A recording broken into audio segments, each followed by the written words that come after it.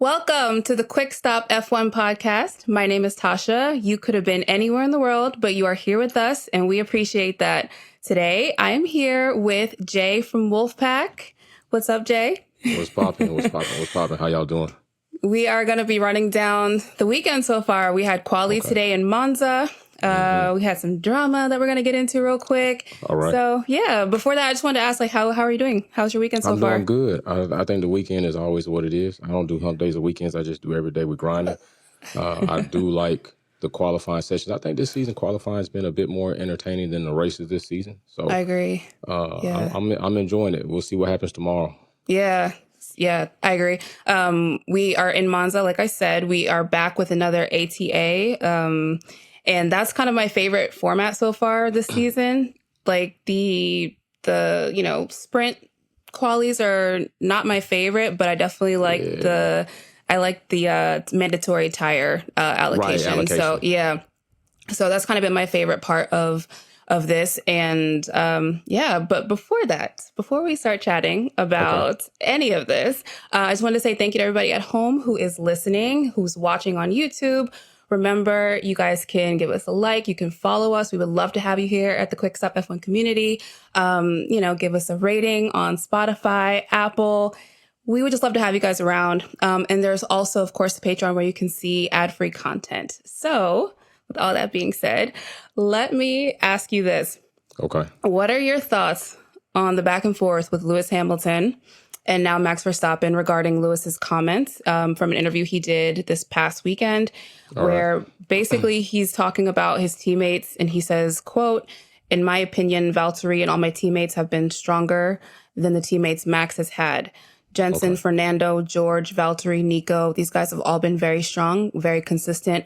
Max isn't racing against anyone like that." Right. Well, first I would say Lewis is actually pretty much responding to something that Max said off himself some time back. Because if you go back, Max had said that he doesn't think Lewis had strong teammates throughout his career. Right. And Max had made comment that, with a dominant car, you could beat everybody and so on. Right.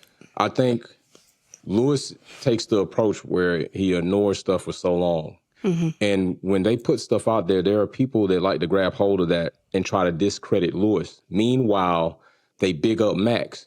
If we take a look at the names that we just listed right there for Lewis alone, let's not forget Lewis came in as a rookie with a two-time champion in Alonso. People like to praise him almost parallel with Max, right? Trying to compare him and say Alonso's great. Well, that's who Lewis came in with as a rookie in the other garage. And let's not forget about the drama that Alonso brought in the team to try and derail Lewis with him dealing with that. Yeah. So then you go to his next teammate, you're talking about Jensen. He's a world champion. You talk about Nico. He's a champion. So you look at Max's teammate list. I mean, the best teammate he have, two, which is Daniel Ricciardo and Perez. And if you take their wins together, they still don't even outweigh Valtteri's wins. Yeah. And then your other teammate, Gasly and Albon. Whoop-de-doo. We talking about Albon has no race wins. Fernando Alonso has 100 and something race wins. So when you start talking like that, people often, especially Max delusional fans, like there's some Max and Red Bull fans out there that are completely legitimate. They support their team. They'll debate with you. When you bring receipts, it is what it is. But the other fans, you'll bring receipts, and then that's when they want to start with the excuses. Oh, well, Lewis has been in the game. No, don't come with the excuses now. Statistical, factual data collected by Formula One says Lewis Hamilton teammates far outperform, and are far better than any teammate Max has had. Yeah, let me read this. So Max's teammates cumulatively have had 0 championships, Lewis's 4, 16 race wins altogether for all of Max's teammates, 82 for Hamilton, 86 podiums for Max, 293 podiums for Lewis's teammates, 9 pole positions for Max, 82 for Lewis. And for me, what I find interesting about this comment was kind of the timing. Right. Because I feel like everybody's kind of noticed this like PR campaign to like big up Max and more specifically like what he's doing as like it's never been done before. This is insane. And I feel like just with this like one little comment that Lewis made, it kind of like poked the little bubble, hole in that bubble that everybody's trying to create. around Max and this like mythology that he is fighting so hard for these championships and like he's having a battle every week. He's the underdog. I mean, I've even seen his fans say stuff like the RB19 is not as dominant as people are saying. Okay. So when you have that like on the backdrop of all of that, and then Lewis just comes out and says something factual, and everybody's rattled as a result, it's very funny to me. So it's just like crazy. And then it's like, when it puts in perspective too, because, this happened, I think on Thursday. So Friday when we see everybody, I think Brundle and Naomi were kind of responding to this interview, but they are not willing to straight out say like, yeah, Lewis is right. They're kind of trying to be like, oh, don't discount Checo and da-da-da-da-da. Right. It's like, we've been discounting Checo all season. Right. Like, I mean, everybody has. Like, who hasn't called him a bum? Yeah, like he just finished spinning the car out in practice. Like we got a reminder no sooner than that. But right. They often do that, and to me that's a damn shame. But I've seen it the other way where Naomi kind of has defended Max in a way where he had that situation they were talking about, and then the guys brought it up. It happened in the race weekend with Checo, and then she's like, oh, well, we're on today. Well, it's the whole race weekend, Naomi. I mean, we're open to talk about anything that happened in the race weekend, so why is it that we can't talk about that? Right. And it seems more often than not, people seem, and there is this dynamic. I don't want to take his side because I don't want to feel like, I'm riding the bandwagon. And come on, you just got to call a spade and call it like it is. I'm no Max fan to his character, and I say that all the time. I can clearly look and tell you the guy's talented. He's a very elite driver. Right. He's doing what he's doing. But don't try to sit up here and this try to put powdered sugar on dog shit and make me think it's powdered donuts. Don't do that. You know what I'm saying? Let's not do that because you're trying to drum up this season. Everybody knows Max is going to win the championship, but you trying to tell us like we should appreciate what we're seeing. It's not that we don't appreciate racing, but we all know what time it is. So let's not make it really more than this. Max is going to win the championship, but there are others like the win. 9 wins consecutive. People are trying to say that it's more impressive than Vettel's. How are you going to say that? Go look in 2013 at race winners throughout that season. You're going to see it wasn't no quick, easy shot compared to what you're seeing with Max. So no, it's not more valuable. It's not the cake. Yeah, it's not the cakewalk that we're seeing right now. And that's my thing is like, I don't really appreciate from the fans are one thing. I think if you're a fan of Max, it's whatever, but I think it's the PR campaign, the like constant barrage of like, we're seeing something greater than what we are actually seeing. That's like, kind of like, you're not fooling anybody. No. But in response to Lewis, we obviously now have gotten a response from Max. He says, quote, perhaps Lewis is a little jealous of my current success. He may think he gained something with statements like that, but it doesn't matter to me. I think it's very hard to deal with the loss at Mercedes after all these years of winning so much. What's funny to me is in that quote that you made, you discounted what you were trying to do. Let me tell people out here in the world who don't know. Hating usually doesn't work from here down. It usually works from here looking up. Right. Like hating usually comes from you seeing somebody with something that either you wanted and you don't have it, you wish you could get it. And usually it starts from a place of really admiration. You admire it, but you don't know how to react to it. So then you automatically start off negative. Right. Max, you're talking to a 7-time world champion, bro. You're talking to somebody who you've been in this car. You still haven't busted up some of his track records. He's not hating. He's just calling it what it is. And I think Max needs to look at himself because I'm pretty sure when people talk about the 2021 championship, he feels sick a little bit about it. Like, damn, like when people talk about 2022, bro, they didn't even know if how they wanted to go about it with Japan with the whole cost cap situation. And you don't have as clear championships until this season that you can literally stand on and be like, yo, everything was A to Z and we did it. No, bro, you cheated 2021. Lewis got cheated. Then we found out you all breached the cost cap. And now we're just seeing a ripple effect of you overspending with that situation. So Max is going to say what he's got to say, but Max is a person with little integrity and very lack of character. So period. I agree with you when you start deflecting, like when you don't even address the point and you start deflecting and trying to be like, oh, you're jealous. Like that's just clear. That just lets us know that what Lewis said was correct. It hit you. And it struck a nerve. Correct. Yeah, exactly. Like Horner was reacting to it as well, I believe, on Friday. Couldn't say anything. And, you know, for him, he can come up with anything. He could spin anything. He DJ last Kid year, Capri. Last year we were talking about the cost cap. He's talking about kids getting bullied on the playground and shit. Like kids are getting bullied because of man, this bro, you are good, dog. Like he really should go into politics. Yeah, right. He said my mental health is suffering as a result of me cheating. So yeah, the fact that they couldn't spin it, they can't spin it in real time. So now they're just like deflecting is just very funny to me because they spend all this time talking shit, saying stuff unprovoked, unnecessary about Lewis. And then one time he says something and he's just responding to a question. Now it's like, World War III has started. Right. And that's how it is. Like it's almost like, you should just take it and not say anything. Like, correct. You should be able to say whatever you want to say and you just stay civil about it and keep walking. No, you take the high road. Yeah. Thank you. You push me. It's not guaranteed I'm going to push you back. I might punch you in your face, but that's how it is with physical contact. Right. So yeah, definitely. We're talking about the same guy who told Lewis to shut the F up while he was on making his speech when he won a race. We're talking about the same guy who made notions that he wanted to ride Lewis like a horse. Like, this is the dude y'all talking about as a victim? Come on. Y'all gotta quit these shenanigans. Yeah, exactly. Yeah, it's been too much for me. I'm just like, wow. The fact that nobody really wants to call it what it is, and then the fact that you see so much backtracking, so much like deflecting, so much fence sitting, it's like, you know, on Twitter, we're always talking about like, oh, these people are getting paid to talk about this. You know, it's really starting to look like that. Like, you know what I mean? Like, they on the payroll. It's on the the Venmo payments are coming through. Like, it's just like very hard to kind of reconcile like what we're actually seeing in reality, like what's on the record books, in the history books, and then what they're trying to say is reality. And I personally, I'm just like, I don't get down like that because this is sports. Like, indeed, sports, there's a record here. So it's like, you know, trying to make it something that it's not. Greatest of all time after two very questionable titles is wild to me. That does not happen in any other sport. I can't even like think of another time that's happened back to back like that. You know what I'm saying? And then being told, why aren't you appreciating it? Exactly.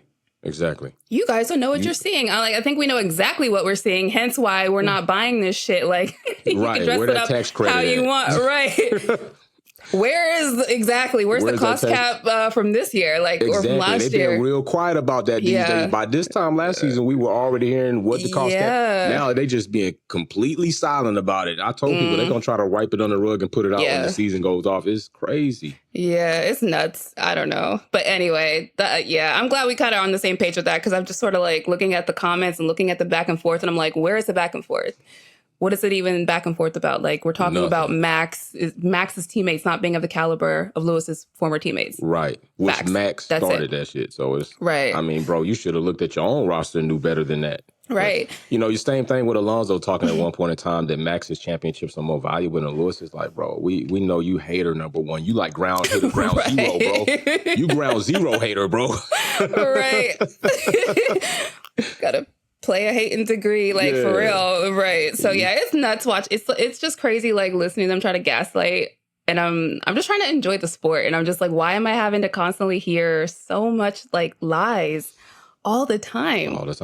This is a sport that deals in nothing but data, numbers, figures, graphs. Why are we sitting here saying stuff that is like shot in 4K is not reality, right? But this Disney fairy tale shit that y'all trying to sell us, we're supposed to just eat it up. Like, that's... I'm telling you. Thanksgiving came early, they said.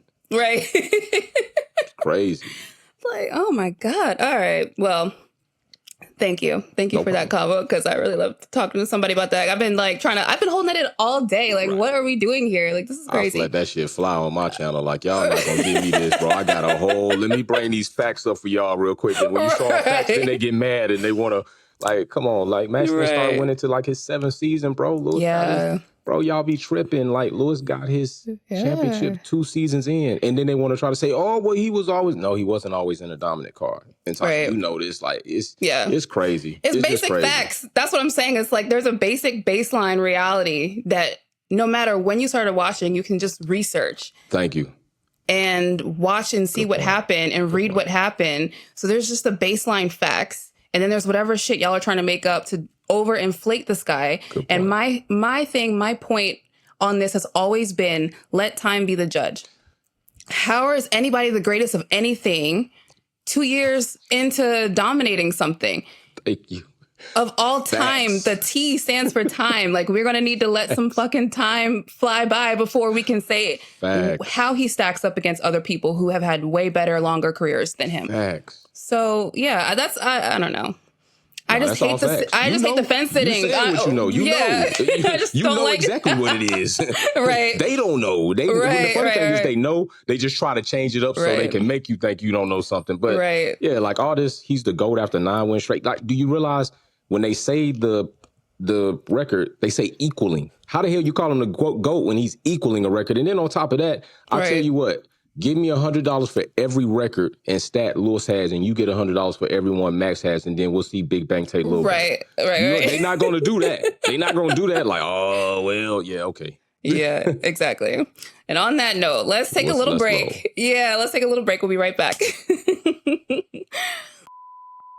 All right, guys, we're back. So let's get into quali. Like I keep saying, we're in Monza. We have we have the alternative tire allocation in full effect. Once again, the first time was Imola. No, Imola didn't happen.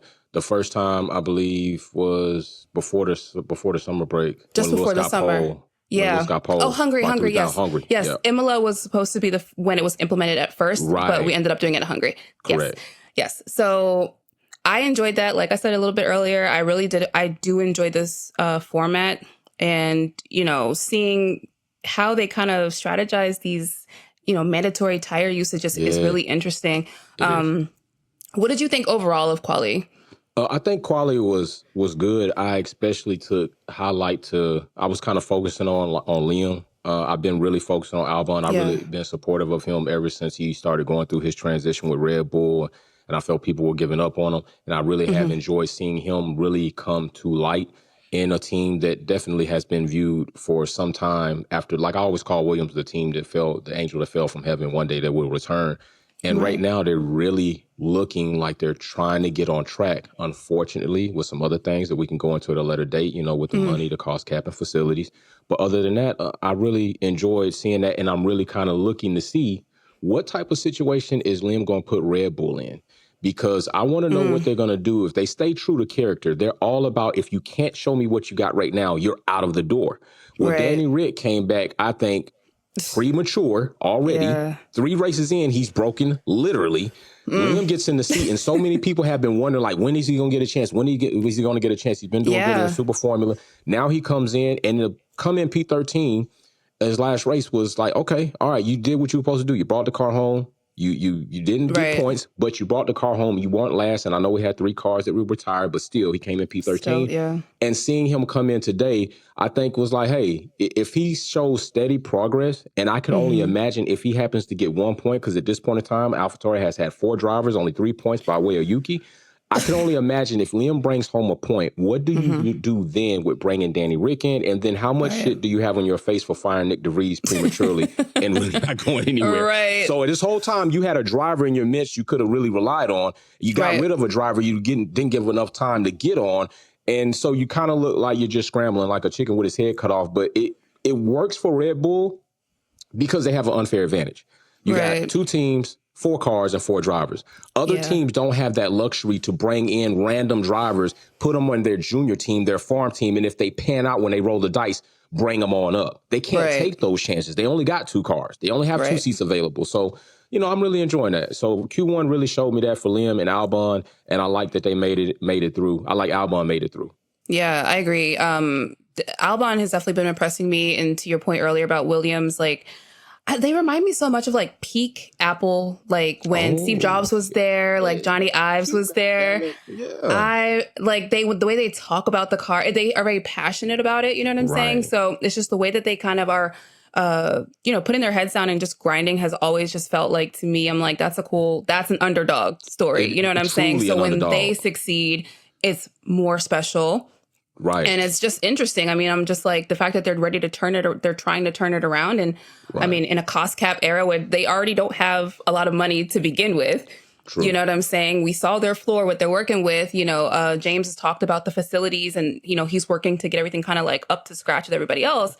Right. So, yeah, it's just been cool seeing their turnaround. But their progress has been really amazing. I think in terms of Williams, the one like kind of question mark is Logan Sargent. Yeah, it's a question mark for real. Big question mark, because now that the team is improving so much, it's like, what do you do? Right? Because when you're not doing good, it's all right to have those type of drivers, because you got to minimize money on the drivers and spend it. Even though it's not part of the cost cap, I don't believe driver salaries, but still throughout an organization, do we want to spend this money there and just kind of allocate this here? Mm-hmm. But when you start getting cars that start coming alive, and then you start separation of drivers, where you got Albon consistently, look at how many times Albon's been at top of the charts throughout Q1, Q2, Q3, FP session, and then look where Logan's ended up. But the truth is, we still have to give Logan time. I want to be fair to him because he is a rookie. So I want to give him next season, because he does deserve that, to get allocated, get used to everything that's going on, and then see what he produces. But at this point in time, people got to stop with the Captain America shit and everything else. Like, you might even have to stop calling him Sarge. Like, really, he's private. He's Private Ryan right now. Like, let's just leave it there. So, what did you take from Ensign? Like, when you first signed up, you're like, you just ain't got shit there. Yeah. Get your uniform on, bro. We about to head on out. Like, that's it. Right. Exactly. Right. So just a quick recap of Q1. I took a lot of notes, as I always do. So basically, I noted that we have a new engine for Checo and gearbox for Sainz. Neither one of them get a penalty. These are part of their allocations. To start out the session, it is dry. Track is real hot, about 100 degrees on track. So yeah, that's fun. Mm-hmm. And here we go. So for we start out, Max is basically first on the track. He gets a lap deleted right off the bat at turn 7, which they also mentioned that they have an extra wide line. So, even worse that you kind of go off, because it's like extra space that they're giving you. And then the lap deletions kind of kept coming. So we had Alonso, Stroll, Ocon, Gasly, Piastri, all with lap times deleted. We had Ocon with damage. Car went in the gravel, big damage on his car. Speaking of Alex, he basically ended up going fastest in sector 1, 26.9, which was one of the fastest times. That was like toward the end of the session, but he had one of the fastest sector 1 times. And they also mentioned that Williams developed a special wing for Monza, which I thought was kind of interesting. Mm-hmm. Car's already described as like slippy. So it was pretty cool to, know that they actually spent a little extra time developing something specifically for this. And obviously, as we go through quali and we talk about quali, like it becomes abundantly clear that like the car is kind of like really meant for this track. They really did a good job. It's a slippery car. Yeah. I mean, outside of that, we basically have both Alpines kind of sucking a little bit toward the end of the session. Obviously, like I said, Esteban had some damage, but they both weren't able to improve on their lap times toward the end. They was out there. They got to go back to the trailer and play F123. Congratulations, you played yourself. Right. Right. Exactly. We had Albon, who went second fastest, and Yuki actually was fourth fastest in that session. We lost Stroll, Magnussen, Ocon, Gasly, and Zhou.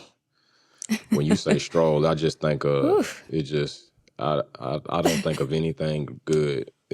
I think about the waste management. That's what I think about. When you say Stroll, I think about waste management, because they got a green logo too.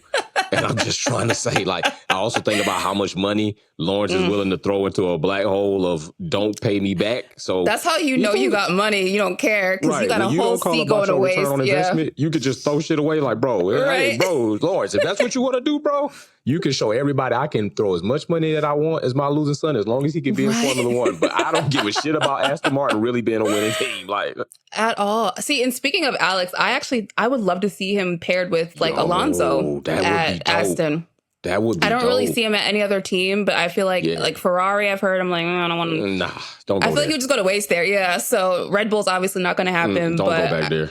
Exactly. Don't go back. Don't spin the block on that. But yeah, I was like, yeah, Aston, if they ever get serious and get rid of Stroll, I think would be a great place for him, because I feel like they're kind of in the similar vein as, maybe not as similar as Williams, but they're kind of rebuilding that team. Right, they're on the up this season after a failing season, but they're really doing well. I mean, they're doing well with one driver, but the team has to be doing well, and the car has to be doing well, because Alonso has shown us that the car has the capability to land podium 7, while Stroll cannot manage that. And I don't want to hear any damn excuses like I saw on TV with them saying, oh, well, he didn't have any time in the car because Felipe got it. Are y'all really shitting me? We can look at several classifications. Stroll got plenty of time. He's been in Formula One for a little while. You know that, right? He's not that guy. And unlike the situation at Red Bull with the whole controversy where we want to bring in maybe Red Bull or just slighting Checo slighting himself, you can't do that at Aston Martin. It's the owner's son. They're not tainting his car. There's nothing like that happening. He is the problem. He's the problem. It's crazy. Dead last in an Aston. Dead last. Come on. Now, we're not going to attribute that to Felipe getting to have some free practice. We're not doing that. We're not doing that. Oh my God. Yeah. Anything to not be accountable. If that was Lewis Hamilton, you see Lewis Hamilton, they already trying to chime into Lewis Hamilton getting outclassed by Albon. Right. Y'all will do anything, say anything. What about the guy in the back in a very performing car? Forget that. It's crazy. Yeah, it's wild. And the last thing that happened in Q1 were Leclerc and Sainz both getting noted for going over the maximum lap time. Noted. So what noted. Do we gotta say consistently inconsistent. Don't tell me that's not home field advantage. Right. Either they were over or they weren't. And we talking about both cars, not one car. But then they want to go and say, well, because they stayed to the side and they managed it. No, what you did was it's the home track. They got on pole. Had they not got on pole, I bet you that shit would have came down the pipeline. Oh yeah, it don't matter now. Go ahead and hand them penalties out. Right. What was Gunther saying though? What did Gunther say?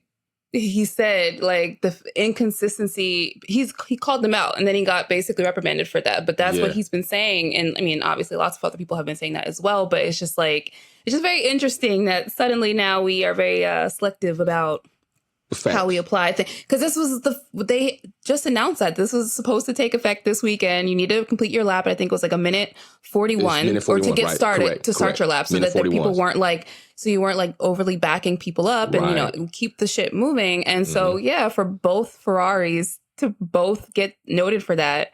Right. And then they're like, well, never mind. It's fine. In one setting, you wasted your warning. Now we got to penalize at least somebody. Like whoever did it first, the second one is getting that. Right. Yeah. So that was crazy. It's not crazy. That's just inconsistent. Consistently inconsistent is what they're doing. You know what I'm saying? Absolutely. Absolutely. All right. So let's move on to Q2. We're on mediums. Q1 was hards. So now we're on mediums. So just like the quick rundown for that, I said you had Verstappen, Albon, Perez, and Alonso top the timesheet kind of to start. Ferrari starts to fight back a little bit. Sainz is the first over the line with a 120 lap. So from there, we had kind of George and Max having like a little weird interaction. George needed to overtake Max to start his lap. Max ended up going into the pits, so he was just in the way, basically. Impeding. But I noted that like both Mercedes looked really like kind of sluggish. Since practice. Yeah, since practice. Yeah. Our car's draggy, so I mean it was to be expected that we wouldn't do great here, but you know, it's still a little, still doing a little shocking. Yeah. Right. So George goes P6, Lewis P12, which was wild to me. But he basically was impeded by Perez, and he also kind of complained of having no grip when he gets back into the garage. Then we get a 2-minute warning. Huge traffic jam at the end. Obviously, everybody goes back out, and then all the drivers are basically being directed to overtake each other for track position. Right. So that was chaotic. Lewis basically improves to P5, Russell P7, Leclerc tops the sheet, Albon goes P5. Then you had basically the, Ferrari, Red Bull kind of back and forth, and the gap between the two teams was only 400ths of a second. That's so crazy. yeah, it was pretty wild. And I also noted, I felt like McLaren and Alonso didn't feel as fast either. So kind of like Mercedes, just sort of like middle meh sort of vibes. Yeah. Right. Yeah, just kind of meh. What did you have any like thoughts on Q2? Nah, Q2 I thought that was when Albon shined the most. Yeah. Because I think a lot of people, when you go into Q2, they expect, even if you pop tall in Q1, they're like, okay, Q2 is where the division's really going to happen. Right. And I think for Albon to pop, what was he? He slid down to fourth or something like that in Q2 going into Q3. I think it was like, yo, this shit's real. What's happening at Williamson with Albon, because this is not the first time we've seen this. They've been consistently improving and popping in these areas with Albon at least. And I was like, this is a good moment for him making it into Q3 again. He's showed I was like, that was my highlight for Q2, honestly, for me. Definitely a highlight for me. Low light definitely was for, Mercedes. And I'm wondering if Aston Martin had a good moment of the Cinderella type, but now turning back into a green pumpkin, which I want to see. And McLaren might be turning into a real pumpkin. And I want to see what's going to happen there. But like you said, it's draggy. And this track, it really is not good for a draggy car because the straights are so long and the turns are high speed. There's not straights broken up with technical turns, whether it's a constant radius, medium radius, reduced.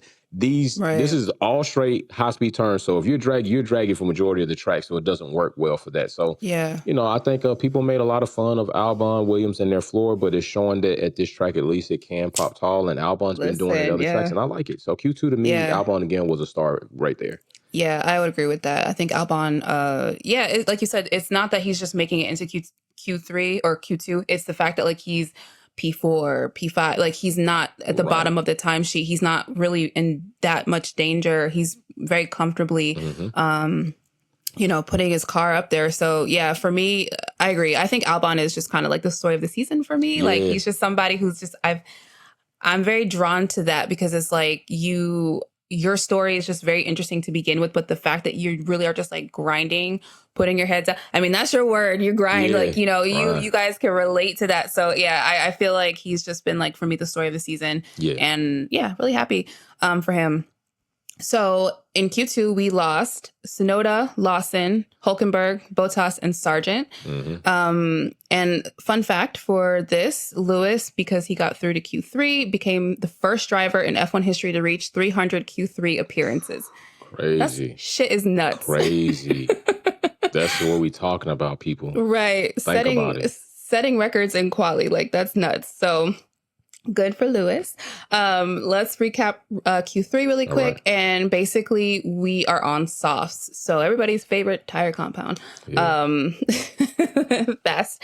So basically, Ferraris start out strong. They take provisional pole 1 and 2 to start the session. I think it's kind of Leclerc, then Sainz and Sainz throughout this weekend has been a bit faster than Charles. So they, you can kind of start to see them being really competitive and trying to like top the timesheet between each other. We also see Max hitting the gravel during his first lap, which is a bit uncharacteristic for him. He's been pretty consistent about like not, doing too many mistakes this season. So that was kind of a big mistake. It put him, I think, around like P3 or something like that. Yeah, Still was able to recover. Yeah. Correct. Lewis and Alonso, first laps, not great. I think they both had new tires, but still weren't able to do anything with that lap.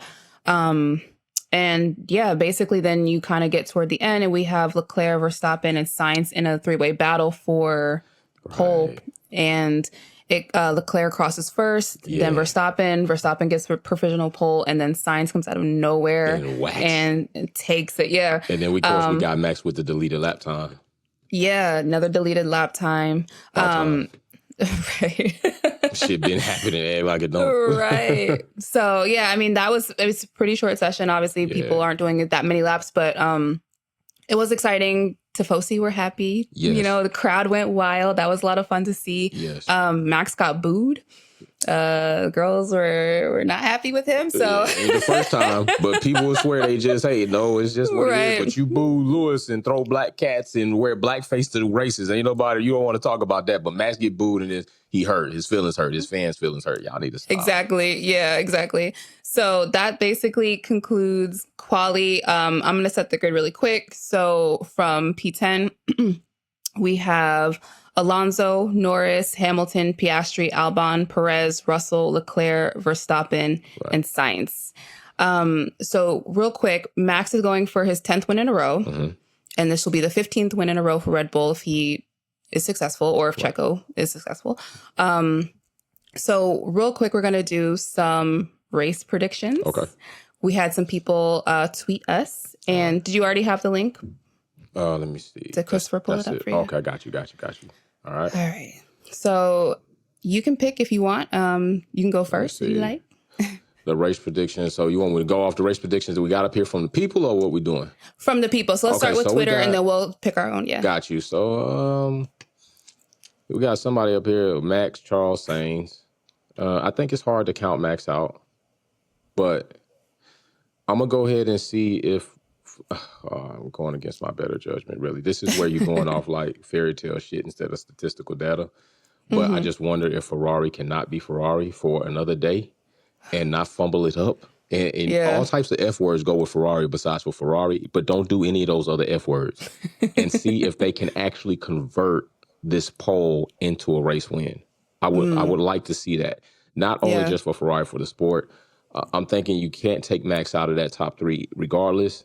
And what I saw from free practice and quali with Mercedes and Aston, I just can't give it. So I'm gonna go with Sainz because he's been performing better than Charles.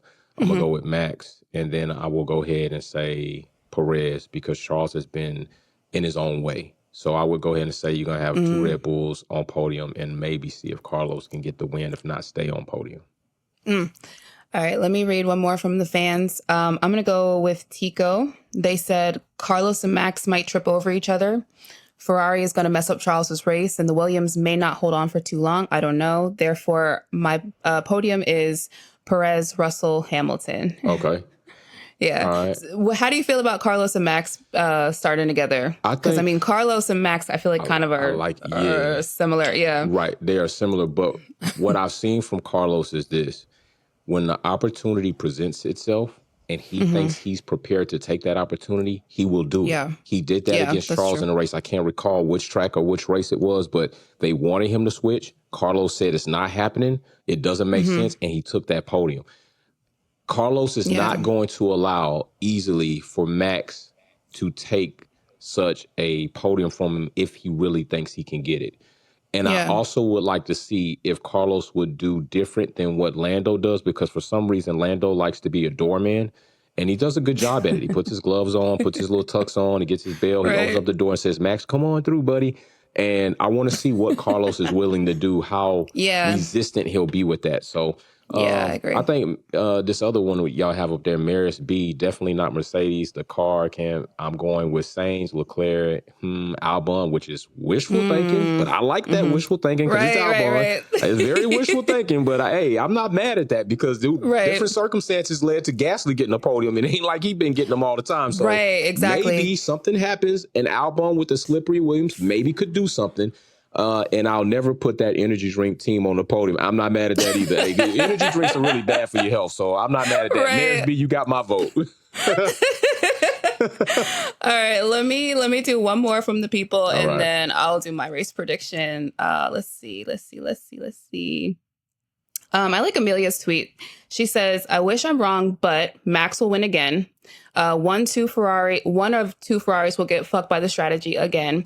Perez will try to get to P2 ASAP and by any means, legit or not, as ordered by Horner again. So her podium is Max, Ferrari, one of the Ferraris, Perez or Russell. I see that. And then she says Albon deserves to be on the podium. You know what? I think we gotta be real careful with that because people like to use that deserve like they used with Max. They always say, oh, well, Max deserved to be champion. Well, hell, a lot of drivers that work season in, season out, week in, week out deserve it. But Do they have the capabilities to get it? Did they earn it? Like, they earned it. They deserve the right to earn that podium. They deserve the right to earn that championship. And so many times we go on into that deserved word when AD 2021 comes up. It's not about if Max deserved it. Max didn't legitimately win it. He was getting his ass gapped 10 to 14 seconds, and the Minister of Defense, along with a scandal, had to take place in order for him to get that. So Albon deserves the opportunity like anybody else, and I hope the opportunity presents itself and he's able to get that podium. Yeah. Definitely. Yeah, I'm with you on that. Yeah, agreed. I feel you. Because I feel like, especially with race strategy and the car being suited for the track, I think he can definitely be in contention. Yes. For me, my podium prediction is going to end up being Max P1, most likely. Okay. I'm going to go. Oof. I feel like a lot could potentially happen. I do agree that Perez will most likely try to make some sort of run for podium. Yeah. So I can see him being ending up being P2. Okay. Maybe Perez, Leclerc, P2. Okay. And then Sainz. So yeah, I think between the Ferraris and the Red Bull, it's going to be some combination of those four. Okay. Unless something crazy happens. Right. Some sort of failure or something. Exactly. I think, barring that, I think it's going to be some combination of those four. So I agree. Yeah, that's going to be my prediction. Not as fun. I like being delusional, but every time I'm delusional, it just never happens. So let me try to be analytical this time. Let me try to. I feel you. I'm with it. Yeah. All right. Anything else? Do you have any other race predictions for tomorrow? Are you excited? Nah, I'm ready. I'm popped off. Yeah. Get up like usual, get prepared, and sit down and watch it, and then go live about it later on. So I'm ready. I'm very a little bit more excited about this race than I have been about so many other races. So what's that? I think because one, we had a complete dry weekend, which I know some people say, well, I like it the other way because you never know what happened. That's true. But I think if we don't have that, then maybe Albon doesn't get the opportunity that he does for that car to completely come alive the way it needs to. Right. And other situations don't happen. So I think when you have these situations and drivers like Albon do what they do, it's purely on merit and the team's setup. It's nothing else added into that. So that's why I've liked this weekend after so many adverse condition weekends. It's good to see this weekend so people can say you can't discredit this guy and his team anymore. It's dry conditions, nothing else. They're getting it on merit. Absolutely. I agree, 100%. So you said tomorrow you're going live after the race. Where can people find you? Yeah, Wolfpack Performance on the YouTube. And tomorrow I'm doing something special. We got somebody who's going to win a $50 or $25 gift card. We also have somebody that's going to get the VIP box. So somebody will get their VIP box. And I'm also giving away an official poster from Alfa Romeo signed literally by Joe and Valtteri. So a viewer is going to get that piece of art to hang on their wall. I'm giving back to the community. So somebody's going to win that. I'm going to spin the wheel. Yeah. And a lucky viewer, I'm going to ship it out to them. And that one was the first one off the auction block. So it was over $1,000 to get that piece of art in. So somebody's going to get that. Oh, that's incredible. Yeah, so definitely iTunes, podcast, all that stuff, and also Apple Podcasts. So hit me up. Nice. Tune in, basically, is what you're saying. Facts. You don't want to miss this. Mm-mm. Yeah. Well, thank you so much. I know you have a lot going on today. I really appreciate you taking time to talk to me about quali and the race and about Max. Yeah. I really appreciate you being here. I appreciate you guys all at home for listening. Thank you guys so much, as always, for spending your time with us. Like I said earlier, don't forget to like, comment, subscribe if you enjoyed this video. Give us some thumbs up. Stars, all of that on Apple Podcasts and Spotify. I've been Tasha. I really appreciate you guys as always. And please remember, no matter what happens, keep it on the black stuff. Right. Peace out. Look, mate, if you've got this far, clearly you like what we do. So here's a link to subscribe to the Quicks Up F1 family. Give that a click. And here's another link to some more cool on our channel. Sorry, cool stuff. And remember, no matter what happens, keep it on the black stuff. Click the stuff. Click the links. Click the links. Click the links. There. They're there.